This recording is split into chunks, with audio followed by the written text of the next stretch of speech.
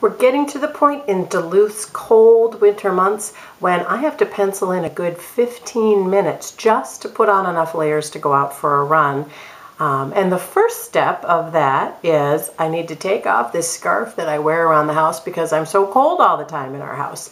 You really don't want to go for a run wearing a scarf. If you do, you could end up suffering from something called sweaty neck syndrome.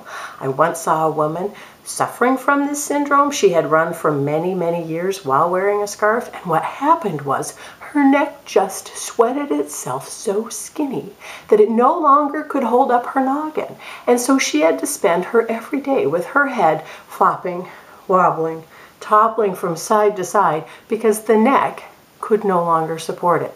So take off the scarf. Then your first step is going to have to be restraining the hair. I like to do a ponytail because I have a very special running beanie that delights me. And it requires that my hair be pulled back because my running beanie, in addition to having some reflective decals on it, also has a ponytail exit out the back. I love this. So I stick on my beanie, pull my ponytail out the back, pretend I'm an elf, and I also like to take a quick minute to pretend that when I was 20 years old, I shaved off my eyebrows one time. They never grew back, and that is why I now have these smooth spots right here above my eyes. All right, once I'm done with that, pull the beanie back a little bit.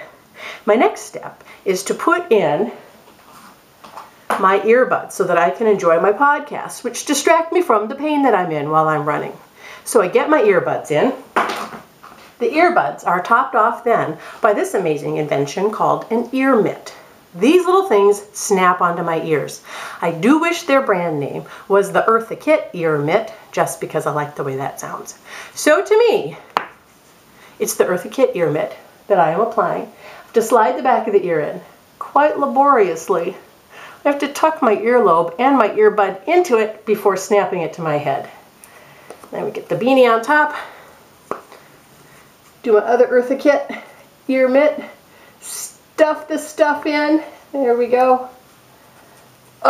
Pull the beanie over. And with this, it would seem that I'm ready, at least from the neck up. But on Duluth's most frigid days, even this is not enough because my face is exposed. And who would want to ruin a peaches and cream pristine complexion like this with frostbite? So some days, the worst days, the coldest days, what I have to do is go for the big guns. I have to pull in the reinforcements. I have to pull in the balaclava. Some of you thought I said baklava, didn't you? You were very excited that I was going to talk about sugar, syrup, honey, soaked walnut, pistachio desserts. But no, we're going out for a run. We're not having desserts until later. I use a balaclava, which has a hole here. I can put it on, smashing down my ponytail because there's no exit. And I have gone full ninja all of a sudden, but my cheeks are covered. If you're a glasses wearer, nothing sucks more than a balaclava because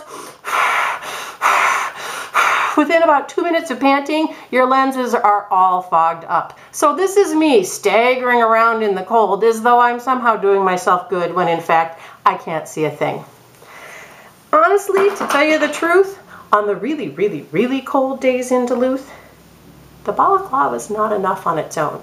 I have to go to a state known as full reverse balaclava. I have to protect my skin.